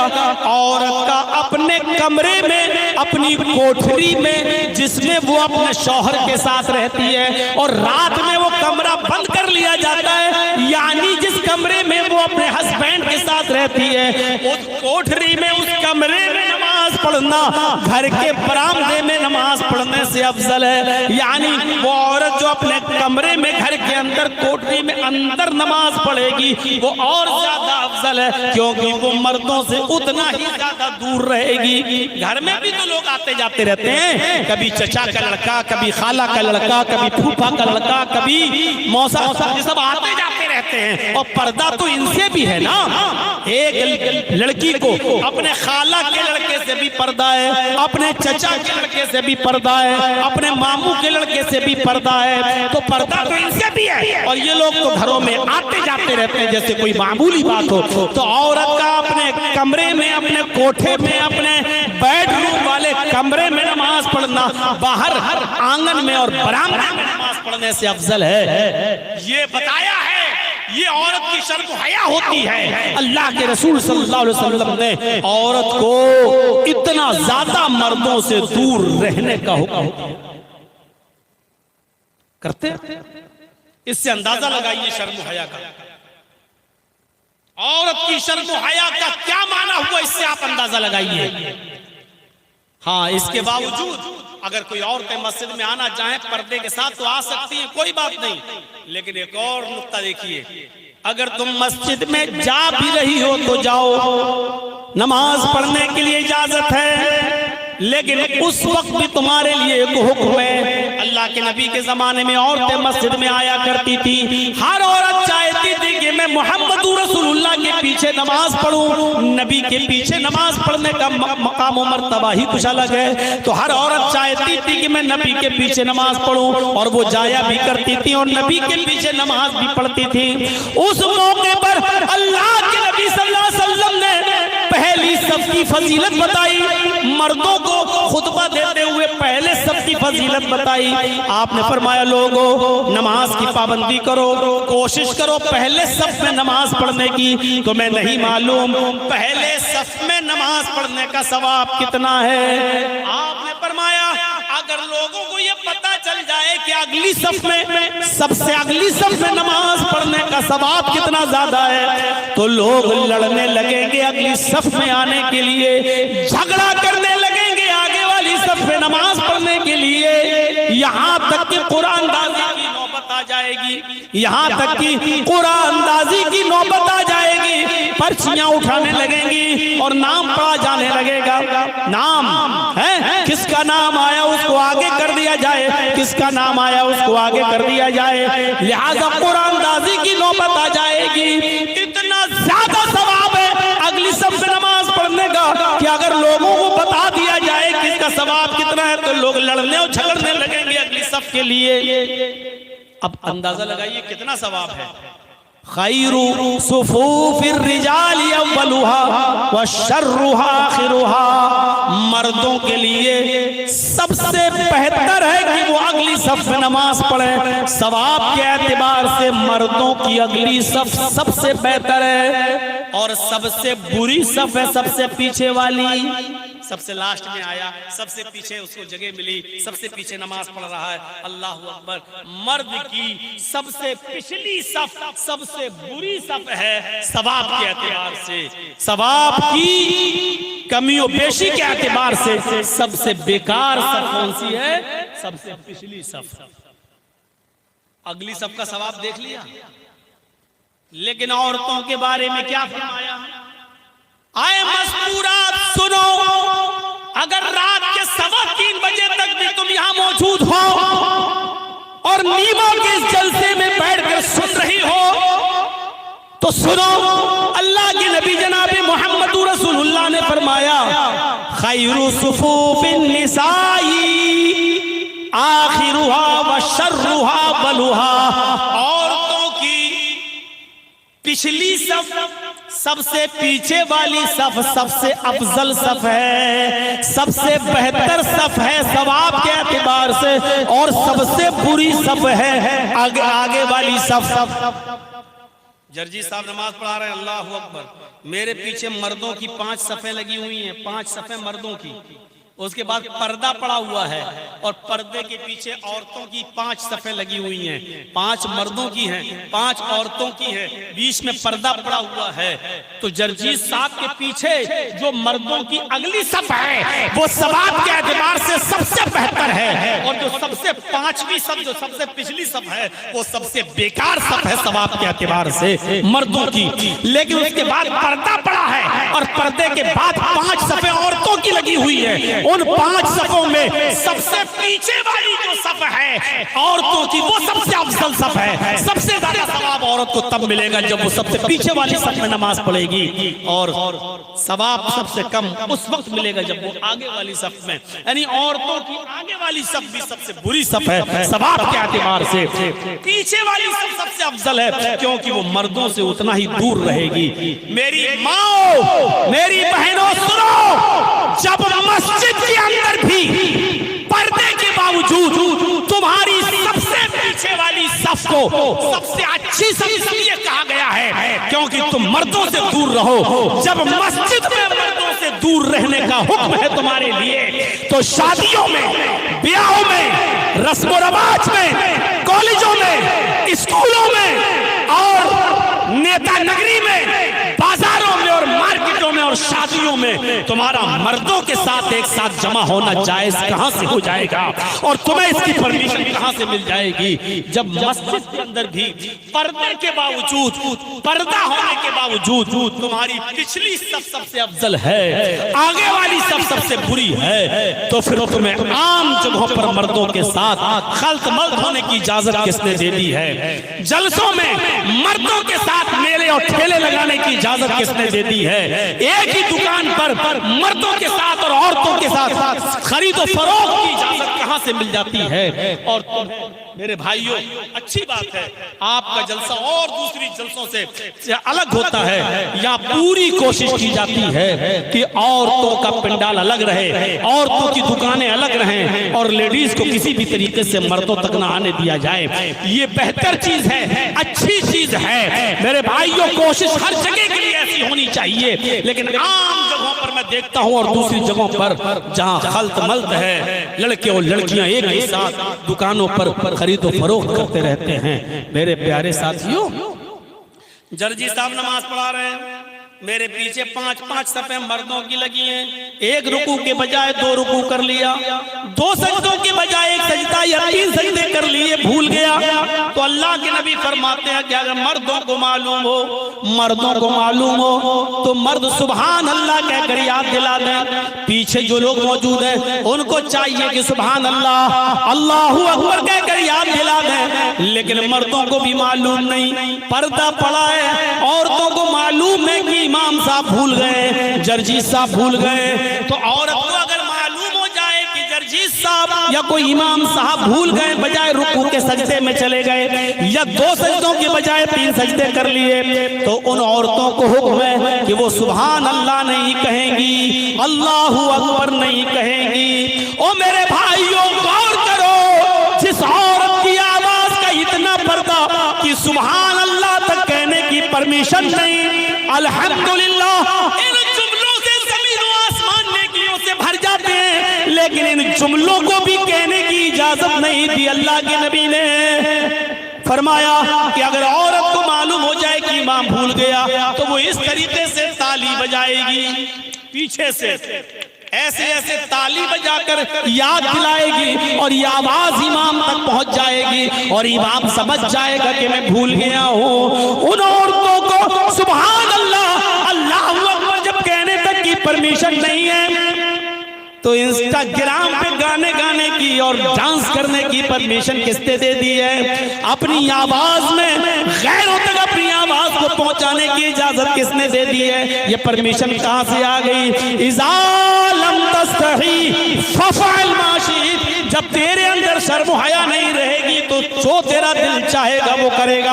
आज वही हो रहा है, आज वही चीज है सामने। और आखिरी चीज पर तवज्जो दीजिए, अल्लाह के नबी फरमाते हैं जब औरत से निकाह के मौके पर सवाल होता है, हमारे यहाँ तो ये होता है, आपके यहाँ क्या होता है मैं नहीं मालूम, जिस दिन बारात आ जाती है तो दूल्हा के निकाह से पहले लड़की के पास लोग जाते हैं, एक वकील होता है, 2 गवाह होते हैं। लड़की वालों की तरफ से वकील होता है और लड़के वालों की तरफ से गवाह होता है, या लड़की वालों की तरफ से वकील और हालांकि शरीयत में वकील गवाह कुछ नहीं है, शरीयत में है ही नहीं। लेकिन यहाँ होता क्या है, एक लड़की वालों की तरफ से वकील और लड़के वालों की तरफ से 2 गवाह लड़की के पास जाते हैं और वहां उससे कहते हैं कि फला फला के साथ तुम्हारा निकाह किया जा रहा है, क्या इतने इतने रुपए मेहर के बस क्या तुमने उस लड़के को निकाह में कबूल किया? अब वो लड़की खामोश, शर्म की वजह से नहीं बोल रही। फिर उससे कहा जाता है निकाह कबूल किया। 2-3 बार जब लड़की खामोश रहती है तो उसकी सहेलियां आपस में कहती हैं कह दो हाँ किया, कह दो किया, कह दो किया। और जब तक वो बेचारी बोल नहीं देती कि हाँ मैंने निकाह कबूल किया, तो पूछा जाता, वकील पूछता गवाहों से तुमने सुना? गवाह कहते कि नहीं सुना। तो दोबारा बोलेगी लड़की हाँ मैंने निकाह कबूल किया। जब वो जोर से बोल देगी तब गवाह कहेंगे हाँ मैंने सुन लिया, तब लड़के का निकाह होगा और ये गवाह कहेंगे हाँ मैंने सुना, लड़की ने कबूल किया। क्या जहालत और बर्बरियत है! ये वकील भी जाहिल, गवाह भी जाहिल। अरे तुम्हें किसने कहा था कि तुम उसके पास जाओ? अरे जब लड़की को शादी वाले दिन लड़के की तरफ से आए हुए कपड़े जब लड़की ने खुशी खुशी पहन लिए, समझ लो कि वो राजी है, समझ लो कि ये उसकी इजाजत है। और फिर भी तुम पूछते हो तो एक बार पूछो फला लड़के के साथ तुम्हारा निकाह किया जा रहा है, क्या तुम्हें कबूल है? वो नहीं बोल रही है, खामोश है। अब दोबारा मत कहो उससे, क्योंकि अल्लाह के नबी ने कह दिया इज़्नुहा सिमातुहा, उसकी खामोशी ही उसकी इजाजत है। मत कहलवाओ उससे बार बार, जब वो खामोश हो गई वही उसकी इजाजत है। जब खामोशी इजाजत है तो तू जबरदस्ती क्यों कहलवा रहा है? अकल के अंधे क्यों कहलवा रहा है? कबूल किया, जोर से बोलो, किया, सुना नहीं, बोलो अभी इन्होंने नहीं सुना, जबरदस्ती तुम कहलवा रहे हो। अरे लड़कियों की शर्म हया का अल्लाह के रसूल ने इतना ख्याल रखा कि वो मारे शर्म के नहीं बोल पाएंगी, क्योंकि उनमें शर्म होती है, हया होती है, और ये उनकी शर्म हया का तकाजा है कि वो नहीं कह पाएंगी, इसलिए उनकी खामोशी को ही उनकी इजाजत समझ लो। ये शर्म हया है औरत की, जो इतना भी ना कह पाए हाँ मैंने कबूल किया। अल्लाह के रसूल कह रहे हैं कि खामोशी को इजाजत मान लो। इस रात के 3:15 साढ़े 3 होने वाले हैं, इस वक्त भी खामोश रहने वालियों की चोंचें चल रही होंगी। अला कैसे हो, कहाँ हो, किधर हो, कहाँ मिलोगे, गुटरगू जैसे 2 कबूतर चोंचें लड़ाते हैं, ऐसे इस रात के 3:30 बजने वाले हैं। इस वक्त ये उन लड़कियों का हाल है जिनके बारे में शरीयत ने कहा कि उनकी शरीयत शर्म इतनी होती है कि बेचारी शर्म की वजह से नहीं बोल पाती हैं, तो उनसे जबरदस्ती मत कहलवाओ, उनकी खामोशी ही उनकी इजाजत है। उसी खामोशी पर मान लो उन्होंने निकाह कबूल कर लिया है। जिनको जबरदस्ती कहलवाने का हुक्म नहीं दिया, आज उनकी चोंचें चल रही होंगी रात के 3:15 और 3:30 बजे भी। तो मेरे प्यारे साथियों, बस 1.5 घंटे की इतनी तकरीर पर इत्तिफा करते हुए आपसे रुखसत होता हूँ। ये 3 चीजें याद रखिएगा, ला इलाहा इल्लल्लाह, और रास्ते से तकलीफ दे चीज को हटा देना, और शर्म हया। अल्लाह रब्बुल आलमीन हमारे अंदर मुकम्मल ईमान पैदा फरमा दे, ईमान की जितने शोबे और ब्रांचेस हैं सब हमारे अंदर पैदा फरमा दे। अल्लाह जब तक तू हमें जिंदा रख, तौहीद पर जिंदा रखना, और जब हमारा खात्मा हो तो ईमान पर हमारा खात्मा फरमाना। जितने लोग थे, मैं आया था, सबसे चाहे वो कम ही हो, लेकिन सबसे बड़ी खुसूसियत ये देखी आज मैंने कि